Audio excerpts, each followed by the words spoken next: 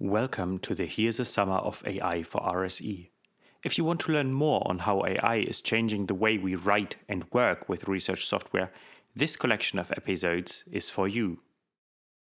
Hello and welcome to a new video of the HiRSE Summer of AI for Research Software Engineering 2026. My name is Santiago Casas. I sit at the Department of Forschungsdaten Management of the Institution of Wissenschaftsinformation, so Scientific Information of the German Aerospace Center, DLR. You can find my LinkedIn here, Santiago Casas Castro, and you can find more information about my work and my previous occupations. So in this video, I'm going to explain to you a little bit how and what I automatize using AI agents, especially in everyday research workflows. So sometimes some things break, sometimes it works, and sometimes I think humans still have to be the main author of a few of these tasks. So I'm a metadata scientist, so I'm not really a research software engineer, but I have the same problems. I deal with GitHub repositories, I deal with continuous integration, tests, a lot of software, a lot of API endpoints, databases, and so on. Most of my work is for the Helmholtz metadata collaboration, so we have a very interdisciplinary collaboration of scientists from all possible fields, from geosciences to health, to AI, to physics, and we all have the same problems, right? We have some data and we have to annotate this data, we have to explain this data to other people, and we have to use metadata, which is information about data. And to make this, interoperable, we need to have standards of metadata, and everyone has their own standards, so we need to sometimes map between these standards. And the standards need to have some certain, control vocabularies.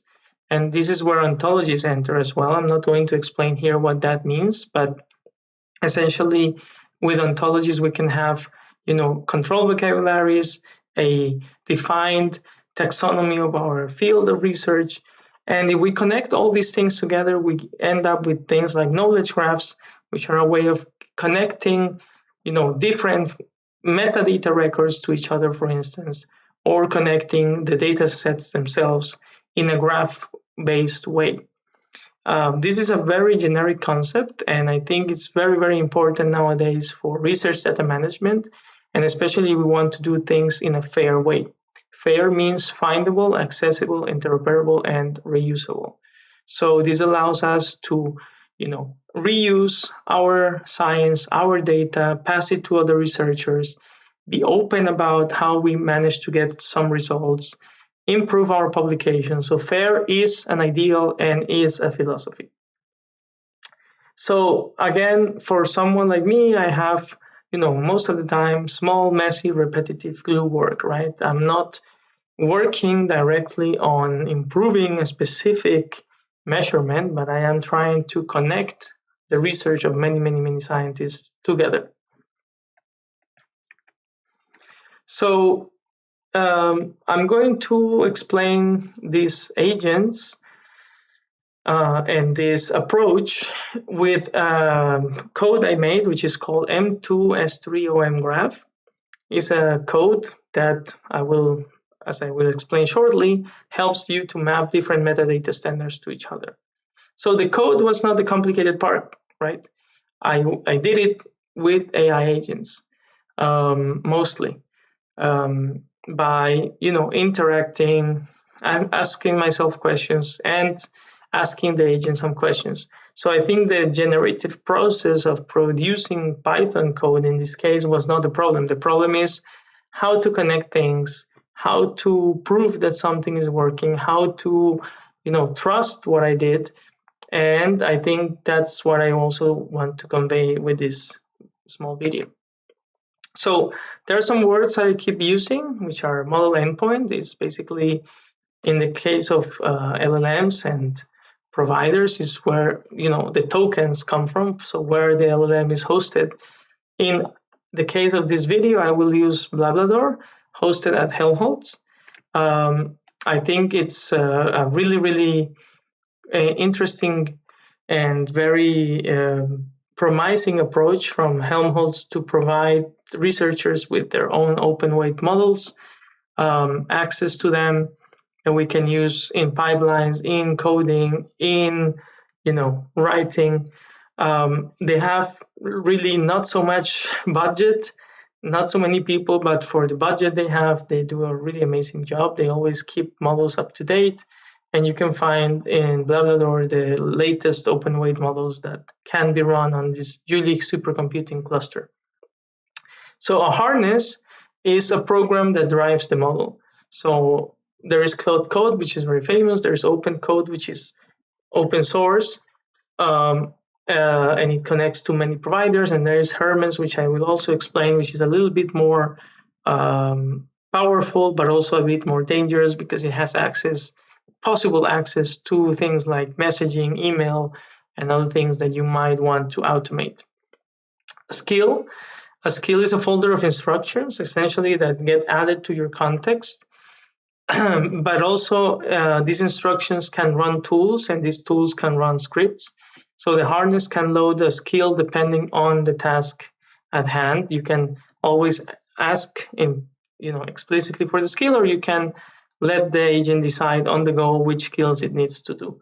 And the good thing about them is that you can port them from one harness to another, from one computer to another.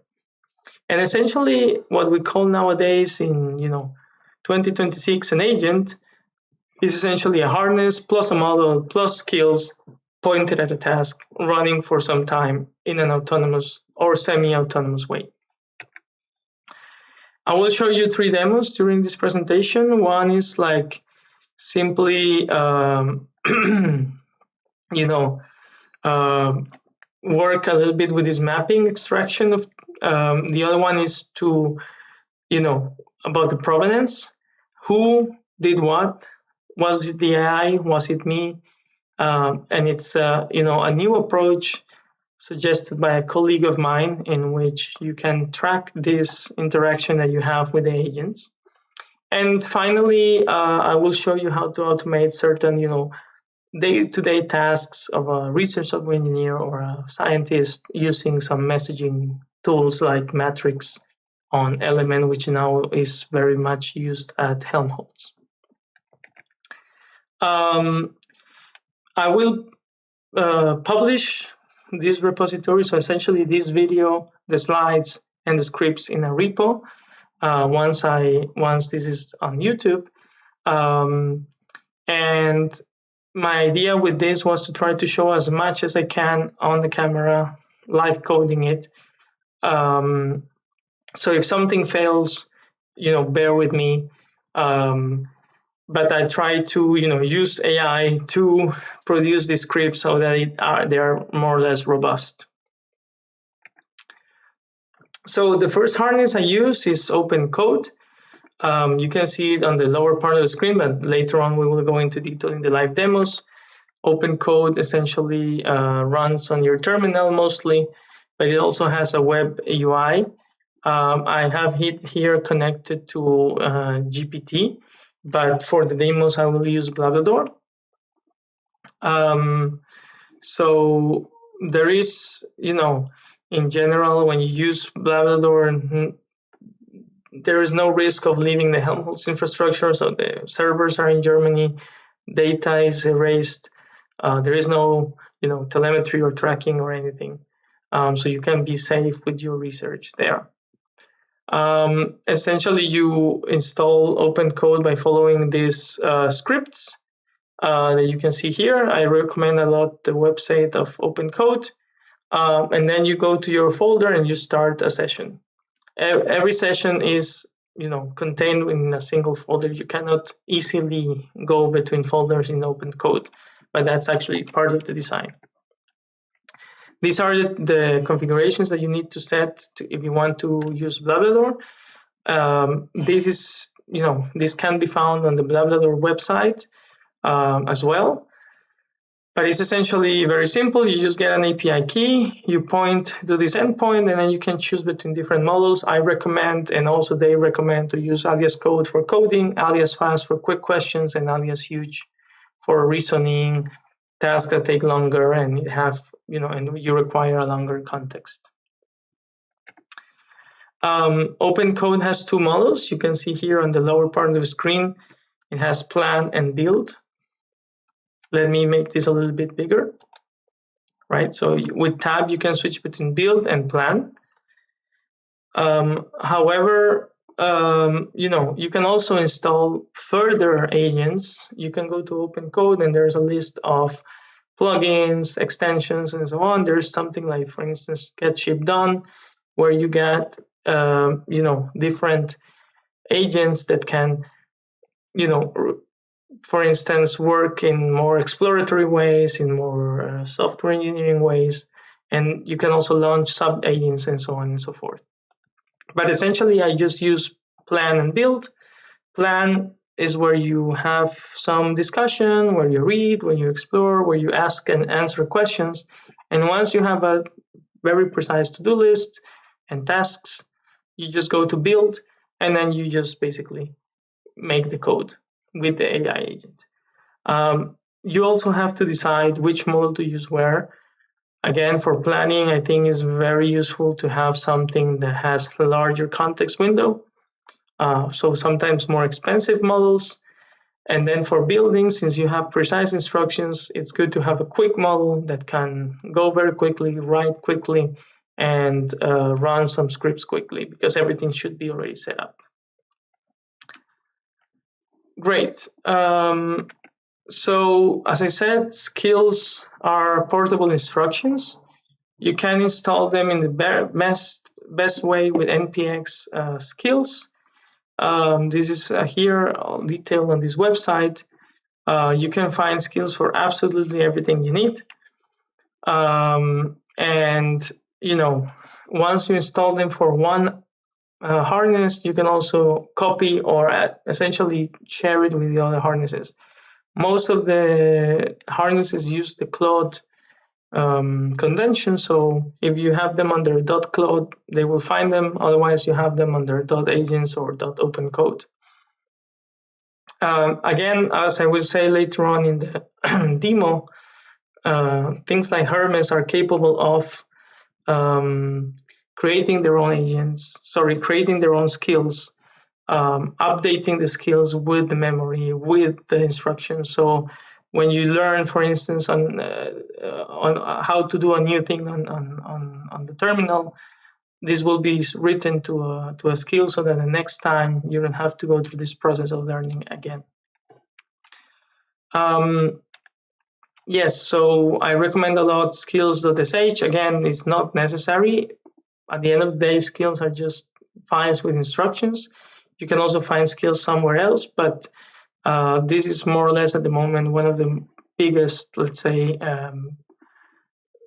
libraries of skills that you can find. And as I said before, there's absolutely everything here. We will use this skill later on, and I will explain where it comes from and what it does. So first of all, to have an idea what the repository is doing, I will not go too much into this. You can find the link here and also at the end of the video. This is essentially a crosswalk, so a mapping between metadata standards, right? There is standards such as DataCite, Dublin Core for writing, records about publications. So who is the author, who is the contributor, what is the persistent identifier, date, journal, etc., etc. And since these standards have different vocabularies and different, ways of expressing the same information, it's important to map one to the other. For instance, if you have a library in some institution that uses a standard and you want to map it to another library of another institution, this might be useful. So what I did in this project is that most of these mappings were simply documents. They were PDFs, Excel files, doc files, some website, and there was no way of tracking this back, right? It was just a document. So what I did using AI was to read and parse all this prose, all this text, and convert these mappings into a format called triple SOM. It's a standard for ontology mappings. and essentially writing them as a graph. So I can connect one standard to the next, and so on. And sometimes the mappings are not found in the text. So that's where I use Blavador to try to propose a new mapping. And so if the parsing was not completed by the Python code, then Blavador was proposing a mapping, and I was checking it manually and saying, okay, this makes sense, and I was writing it to the files. So essentially, this is a way of having some hybrid LLM human assisted, pipeline, in which first of all the human writes some code, of course with the use of AI, makes sure that everything is deterministic, and then if it fails, you go to an LLM for completeness. Of course, you have to check this again. However, what I did not have at the time when I did this repository was this provenance of AI. So at the moment, I don't know what I did and what the AI did, and this is what I'm going to show you in demo 2. So in demo 1, I'm going to go through this graph that I created of mapping. So you have here Dublin core, DataSite, ABCD, Darwin core, lots of different standards, and there's ways of mapping one to the other. As I extracted from these rules were published by the Research Data Alliance on their website. However, this was the first time that they were converted into a graph. And yeah, essentially, we will in demo 1 do a very simple test where we ask the agent to modify the color here, and then we will go to a little bit more complicated examples where I ask the agent to provide a specific provenance in the SSSOM file to where this mapping came from. So see you, prepare your terminals, and see you at demo 1. All right, so now after explaining what the M2 S3 OM repository and project is, let's go to the terminal and let's do some live coding with OpenCode as agent harness. So I have prepared, using also agents, a repository with some scripts that allow me to do this live demonstration. So first of all, let's check what's the status of my repository. It says that everything's present. OpenCode is not installed, so I can install it on camera for you and also download and git clone my repo and show you everything live.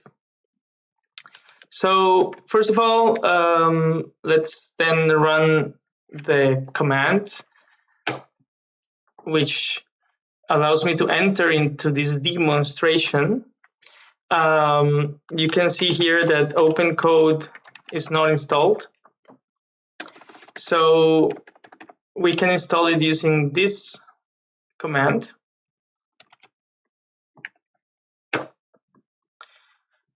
The installation script basically shows you what we're running, and it shows you the, of course, live installation. Right now it's downloading from the website of OpenCode the script and running it in this new home repository. You can see on the lower left side of the video the website of OpenCode. It has a very good documentation. It has lots of information, so I really recommend you to do that and check it out.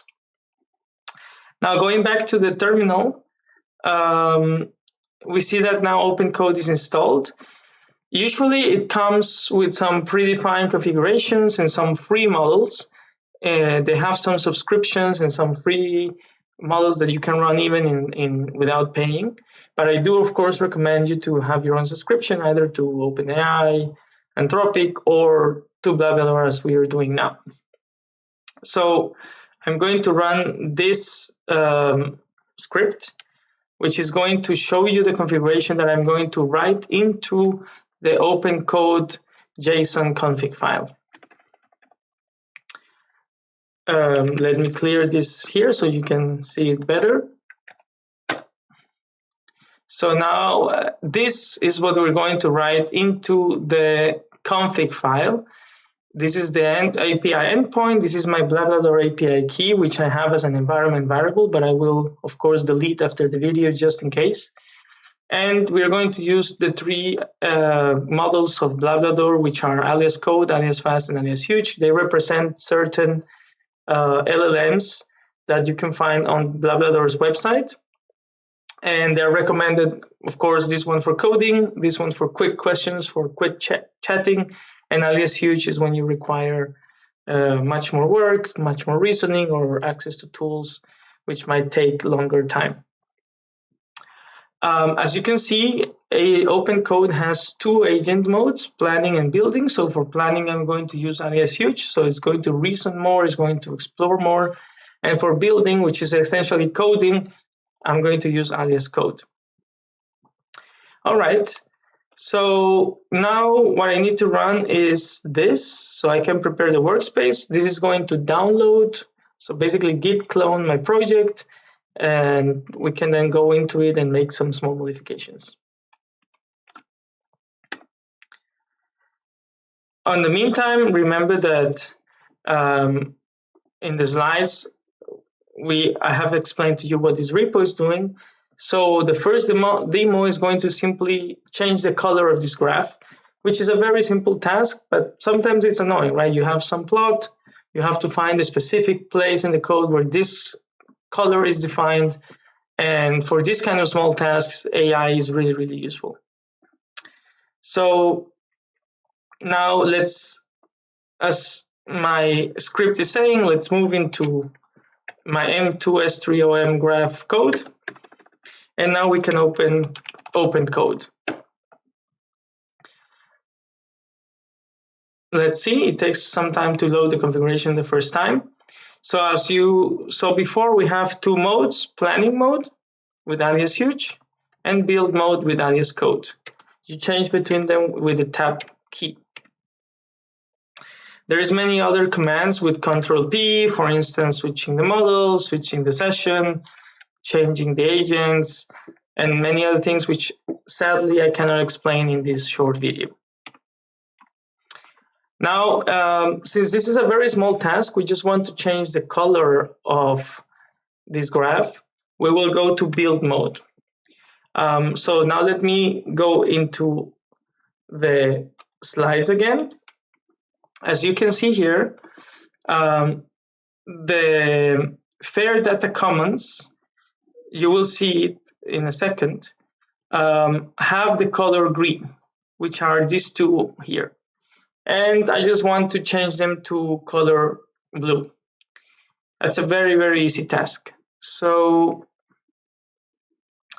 first of all, in the terminal, then once again, I have another tab where I can also as well go into the environment, and then I can actually go into where this graph is generated.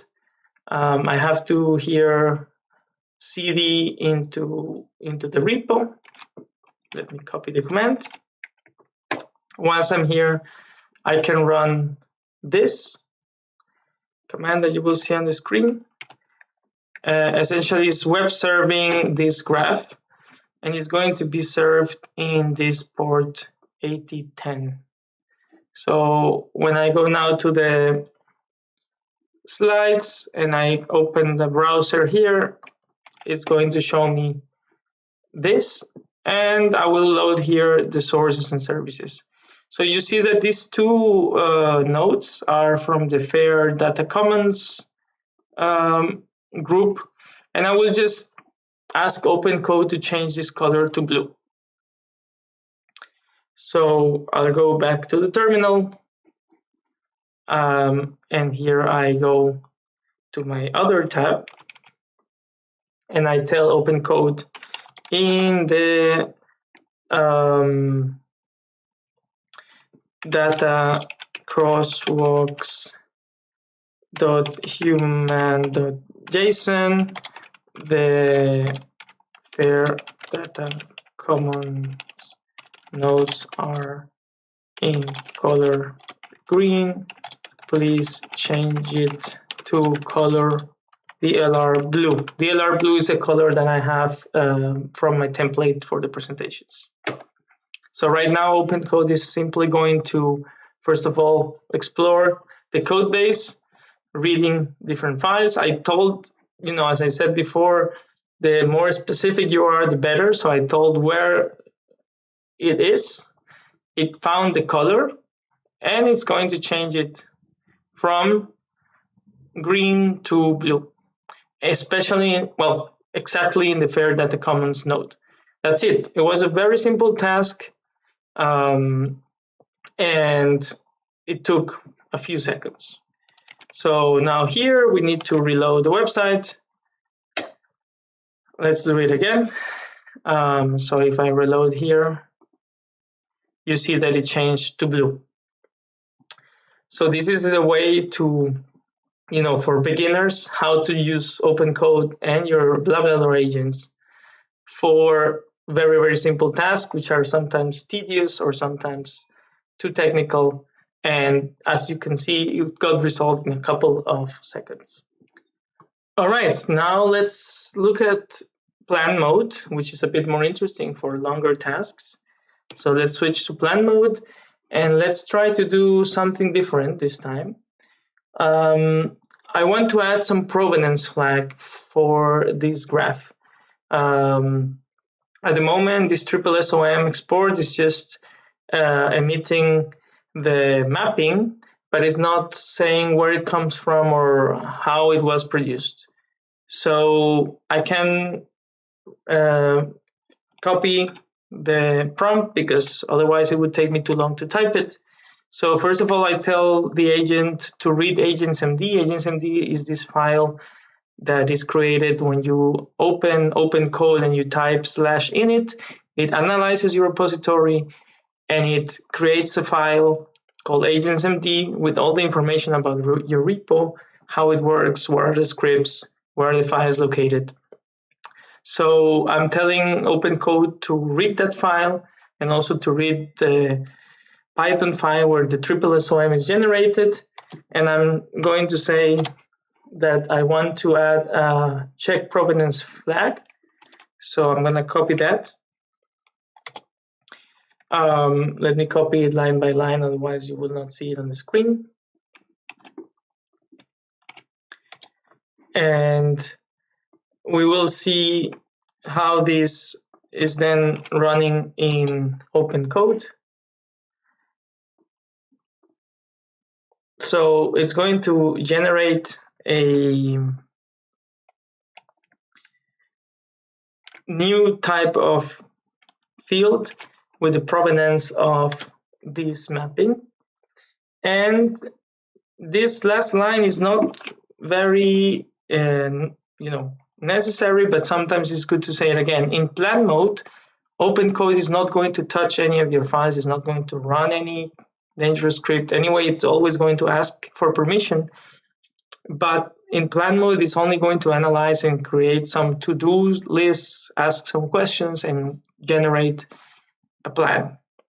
So, but still, it's always good to be very specific, very precise, and the more precise you are, the better your results. So now let's run this. You can see that I'm running alias huge. In alias huge, we can see the thinking or the reasoning of the model.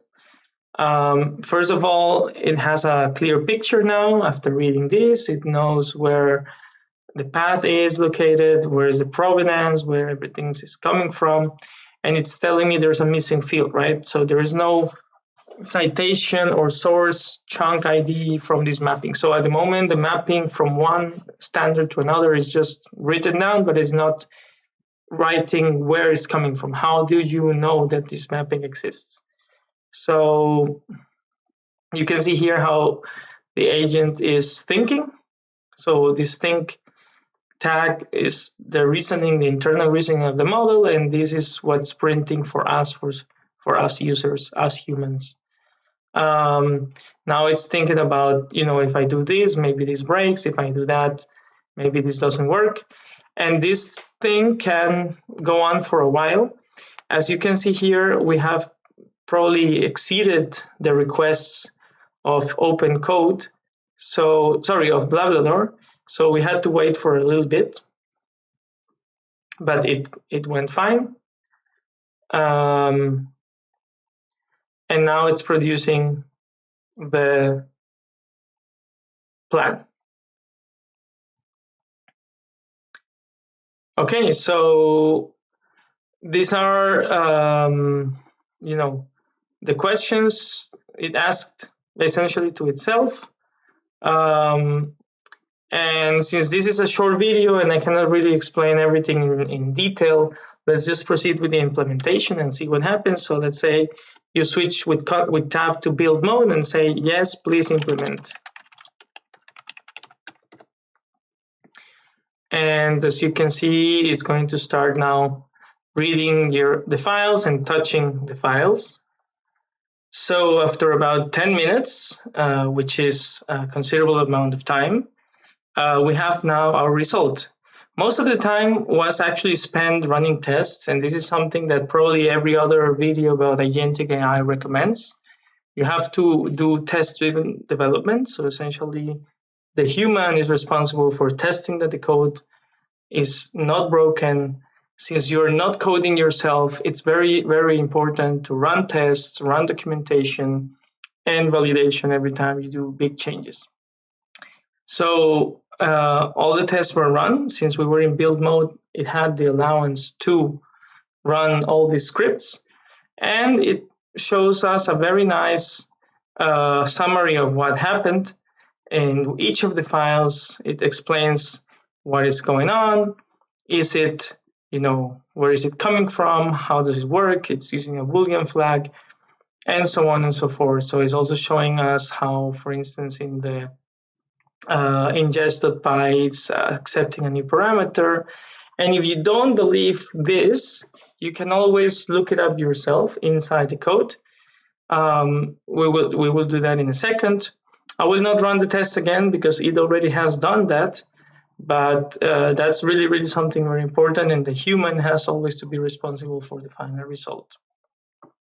If I exit now OpenCode with Control-C, and I look at the code, it's going to tell me that it modified all these files, and we can see with git diff every individual change, of course.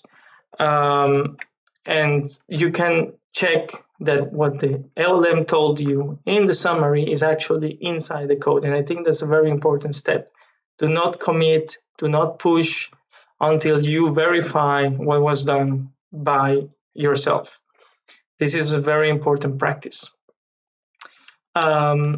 So if you want to go back to the same session that you were before without deleting all the progress and all the information, you can do OpenCode -C, and then we will return at the point where we were. All this thing that you see here above is now part of the context for the LLM, and you can see how many tokens it requires. In this case, 63,000 tokens. Most modern models can deal with about 100,000 tokens with no problem. If you exceed the amount of tokens available by BlaBlaDor models, you will get a corresponding error. Other, of course, frontier models might accept much more than this. And of course, if you pay for API access, you just pay by token, essentially. Well, let's go now to the slides again. All right, for this second demonstration, we will look into FAIR for AI, which is now called FAI squared R. FAIR, as you might remember, means findable, accessible, interoperable, and reusable.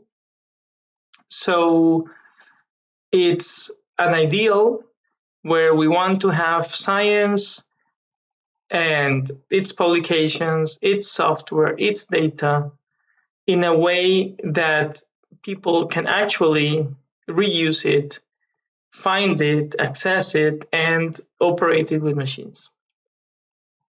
So in the era of AI, this is even more important because when we write coding or coding with agent harnesses, we sometimes lose track of who did what Was it me? Was the agent? Where did the idea come from? And in this paper called Who Did What and Who Checked Verifiable AI Provenance as an Executable Skill from Florian Krebs, we deal precisely with this. Florian Krebs is a colleague of mine from DLR.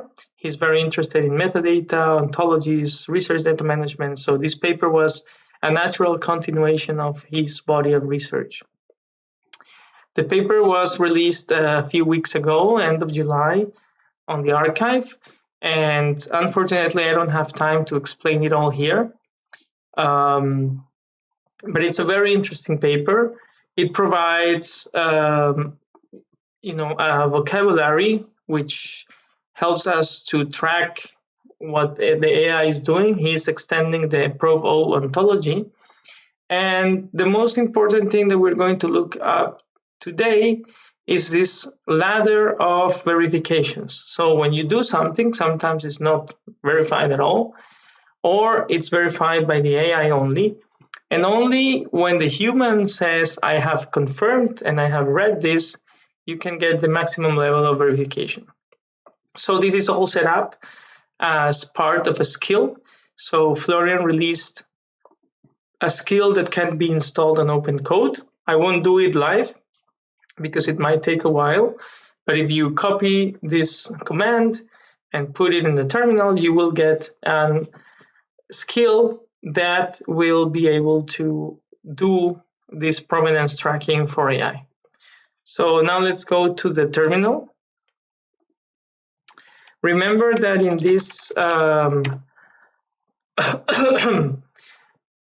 previous demonstration, we had modified a bit the code, and we have, changed one of the flags in order to add some provenance tracking for the mapping. Now we will commit these changes and we will add them. So I will do it like this, and I will do a git commit.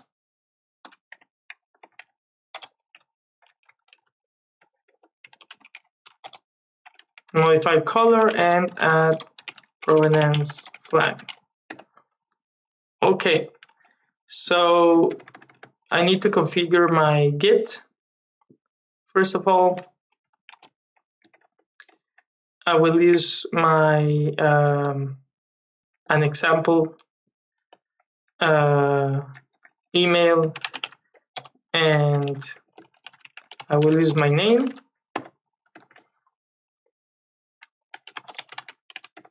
And now we can open OpenCode.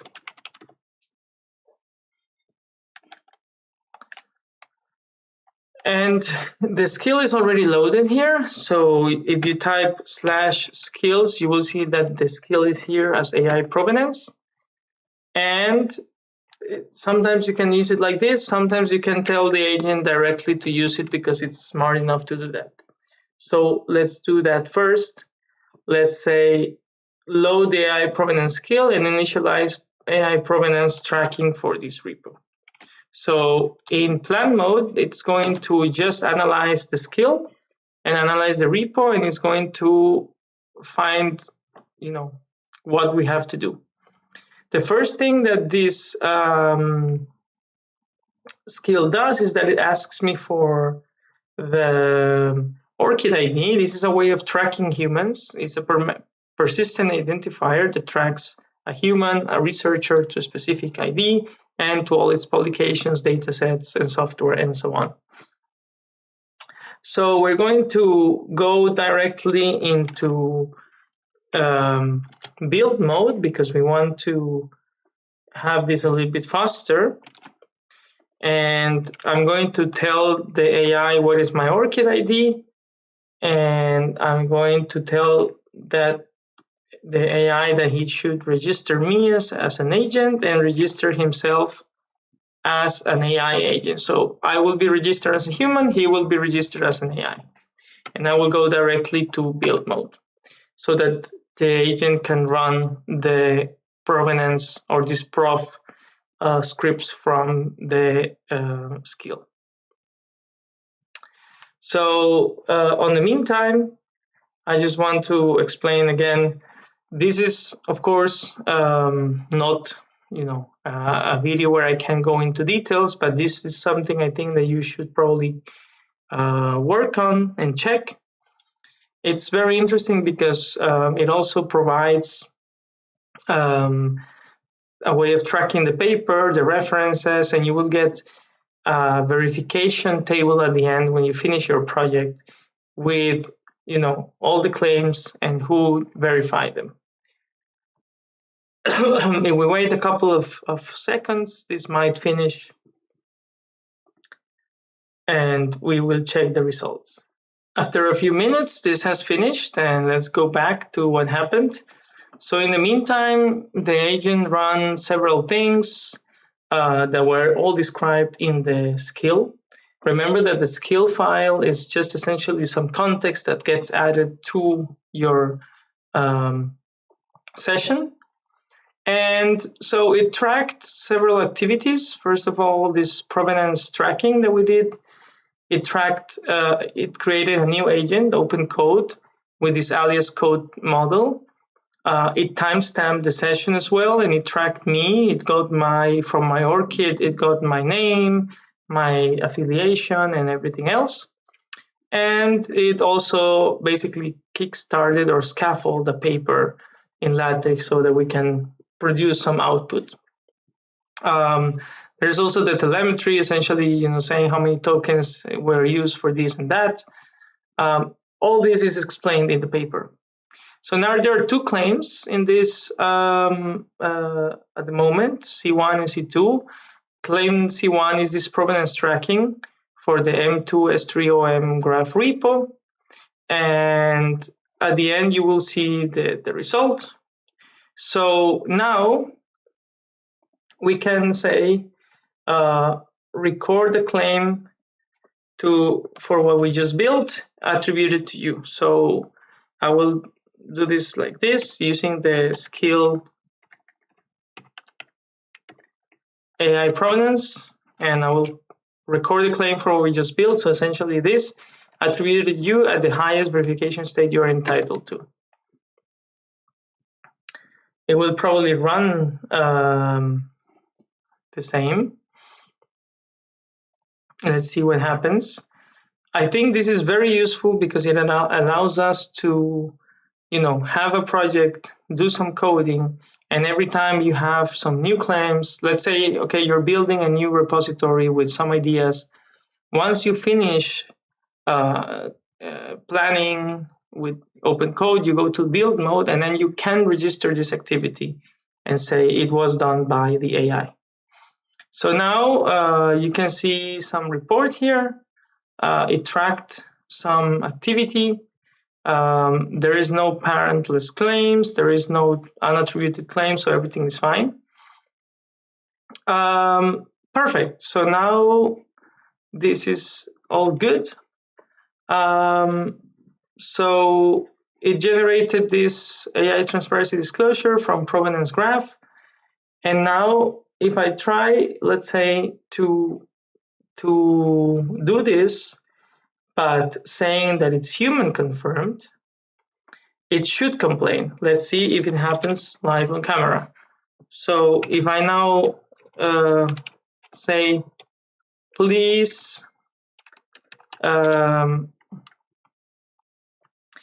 mark C1 as human confirmed,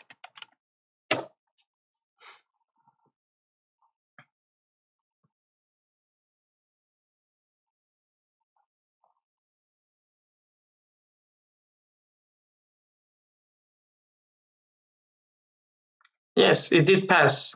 So that means I basically have verified the claim about the provenance tracking. So what we built in demo 1 was validated by me, and I can say it's human confirmed.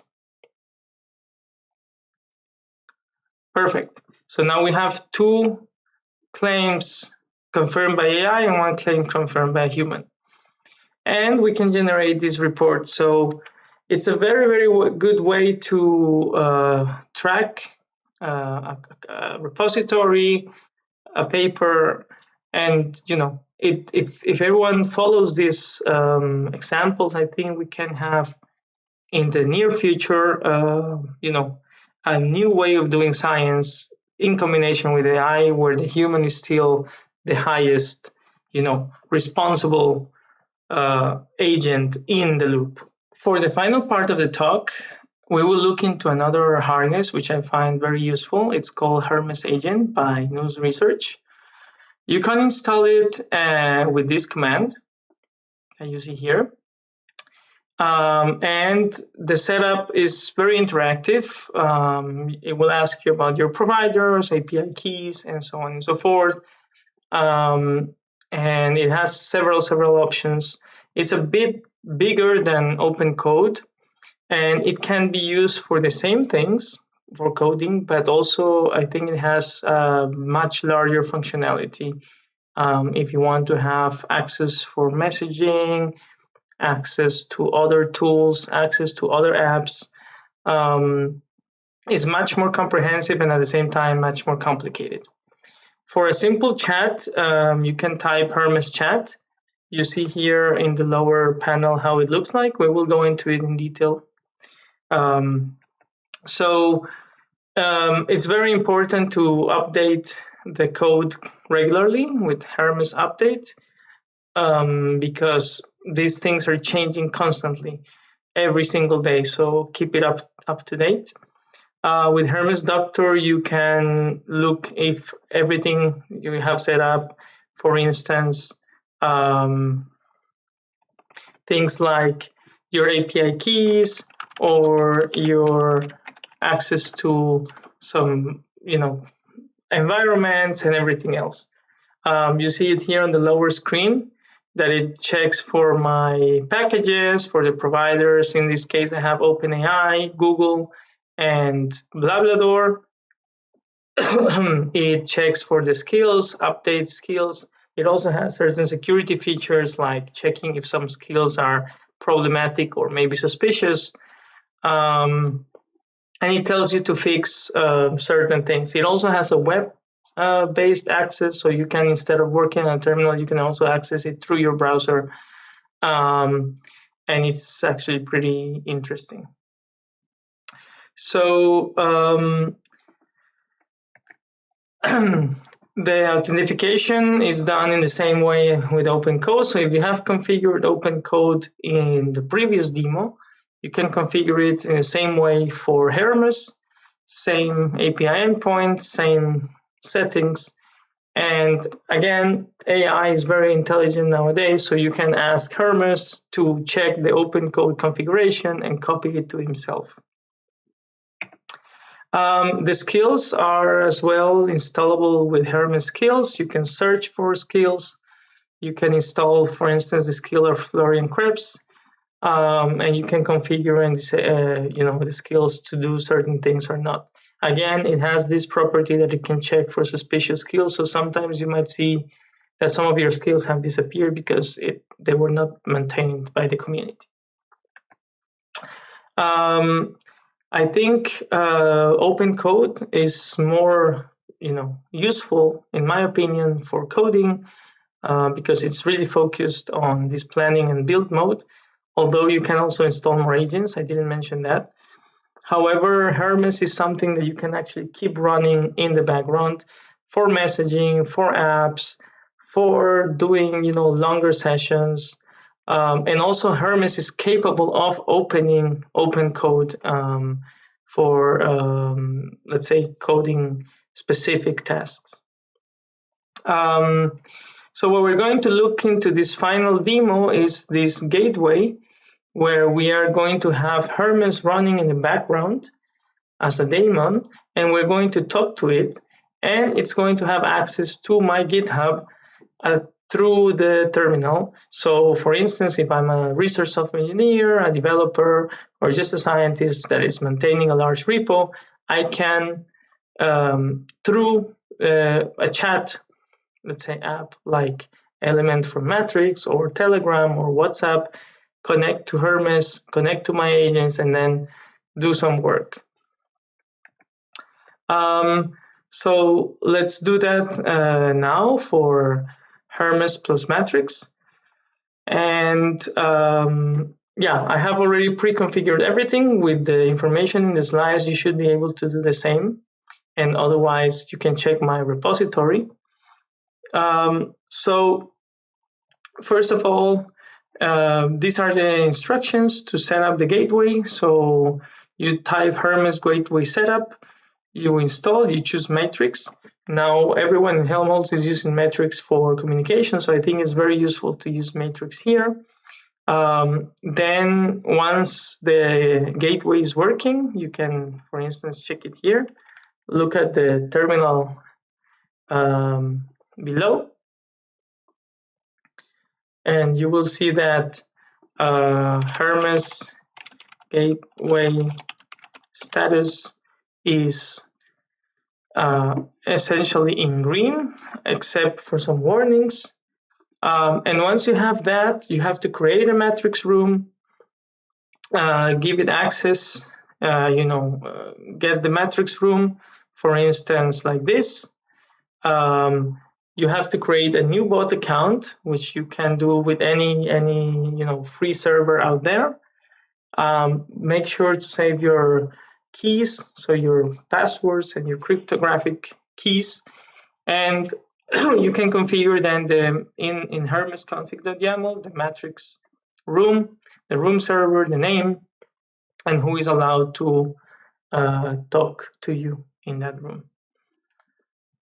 All right, for this final demonstration, demo number 3, I will show you a real-life software used in research in a large collaboration called Chloe.org. This is an organization built by some cosmologists to create software that will analyze the experiment of the Euclid Space Satellite mission. Euclid is a space telescope launched by ESA in 2023 that will measure 1 billion of galaxies and will try to create a 4D map of the universe to try to find out about fundamental questions such as dark energy, the expansion of the universe, dark matter, and much, much more.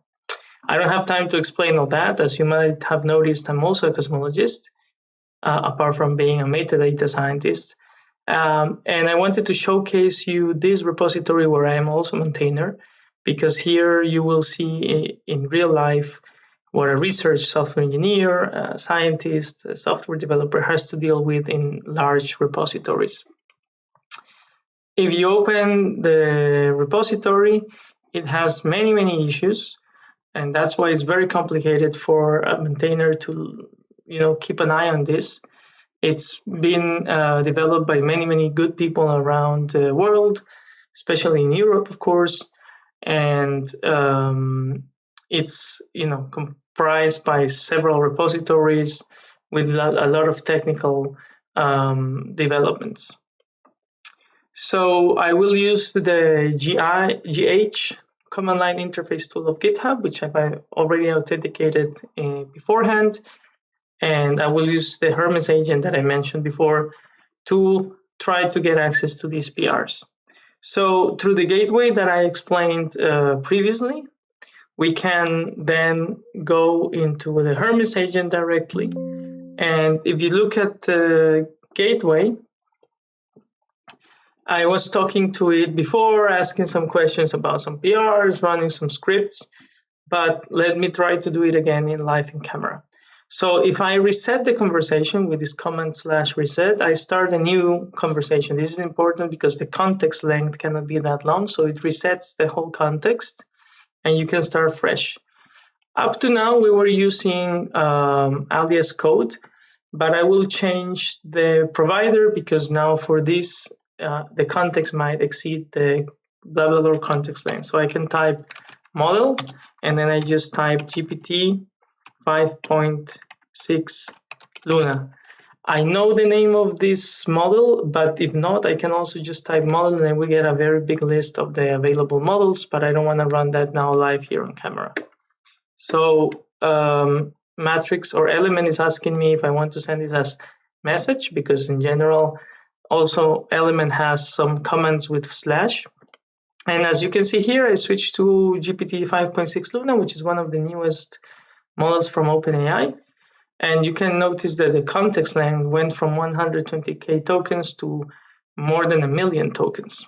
So this allows us to do more advanced things, especially when we're dealing with large repositories.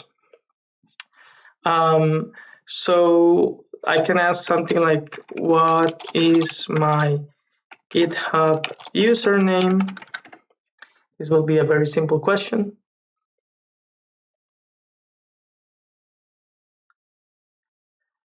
And it should return my username. Let's see, live on camera.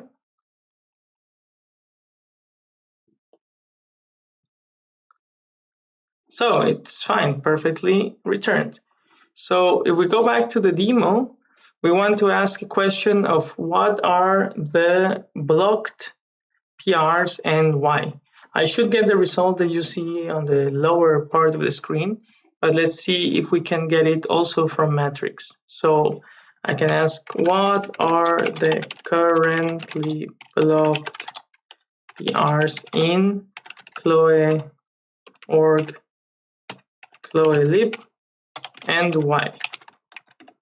So now this is going to use my GitHub authentication, trying to look at all the open PRs. And the blocked ones are those which are not ready to be merged. So they not only require a reviewer, but there must be some conflict or some problem with the linter, the types, the style, or the tests, or anything like that. Let's see how long it takes. And this is, again, just one example of the many, many things you can do with Hermes as a backup agent. As I was saying before, Hermes is pretty, complicated. It has cron jobs, browser access, Discord, Telegram, email, SMS. So, you can give it a lot of access. So I would, always say you should be careful. Always read the documentation, test on an isolated environment first, and do not give access to Hermes, without reasoning first. Okay, so it managed to get some repository information, and it apparently found some PRs that are blocked. The status is conflicting. Here is the author, and here is the reason. So the review is required, changes are requested, and so on, and why it is blocked. So because of conflicts, because of requested changes, or some other issues. So these are really interesting findings. Doing this manually on the terminal would take me a lot of time. Doing it on the browser, checking everything is probably fine, but also something I would need to spend my time on. And the good thing is that you can install Element or any other metrics client on your phone, on your tablet, on other computers. So you can try to do some work on your open PRs while you're on a bus, on a train, on a train station waiting for some delayed Deutsche Bahn train. So it's always like a very interesting approach. And I think it's just one of the many things you can do with Hermes and this agent harness. And now to conclude, I want to just give you my opinion and my lessons learned after working with agent harnesses all this year 2026. So first of all, what can you automate freely? So API wrappers around endpoints. I have been very successfully being able to do this. I was always afraid of APIs because you have to read a lot of documentation because they're very fragile.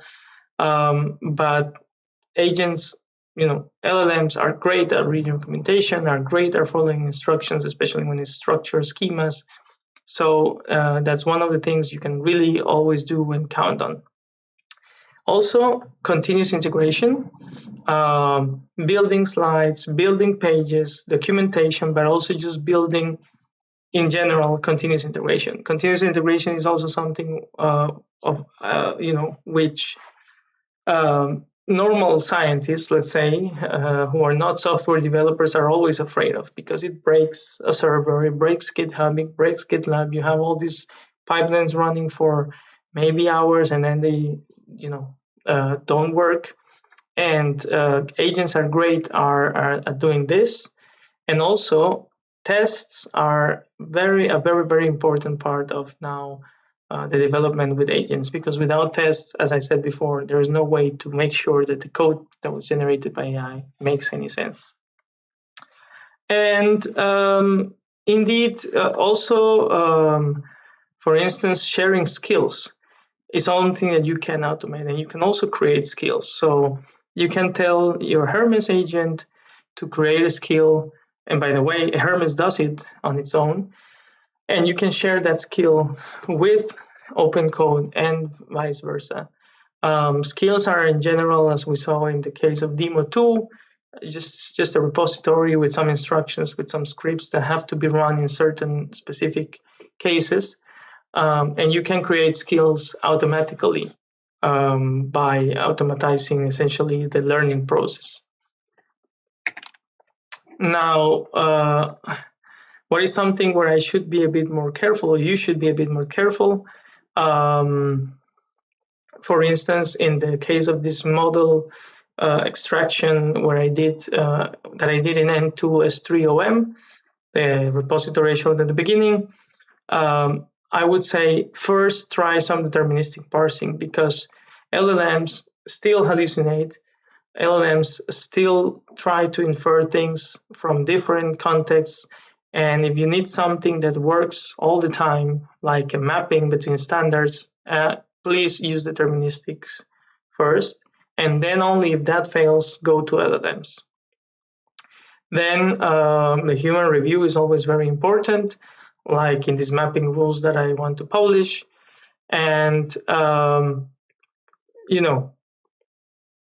it's important to make sure that your pipeline doesn't depend on the prompt, right? So if you're using LLMs, make sure that they follow very, very specific schemas, and also use the fair provenance tool that I mentioned to try to make sure that you know where the provenance is coming from. And finally, I think what has to stay human is deciding what is worth building in the first place. Do not start a project, do not start to talk to ChatGPT and come up with some crazy ideas, because he's always going to try to, let's say yes to everything that you think it might be true. So I think the human part of creativity has to be still there. And you have to discuss it with other people as well. Again, if an agent proposes something, you are the final person responsible for it, so you have to stand behind it. And again, the provenance is very important. So you can check, you can make tests, you can make documentations, but the final two steps that I showed you, when a human actually goes through something and reads it, this is something that an AI agent will never replace. So again, I hope this was an interesting talk, an interesting video. You don't need usually big agents, you don't need big models.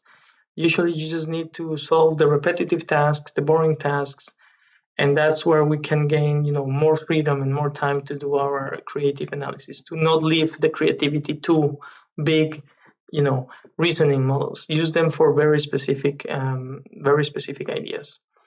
Thank you for your attention. Here you can find some of the links.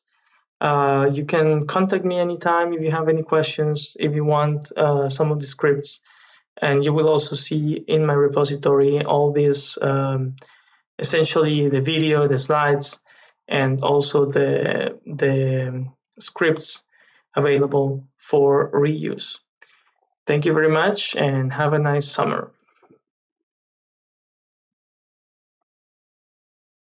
Thank you for watching this episode. Please check out the slides on Zenodo linked below, and see you next time.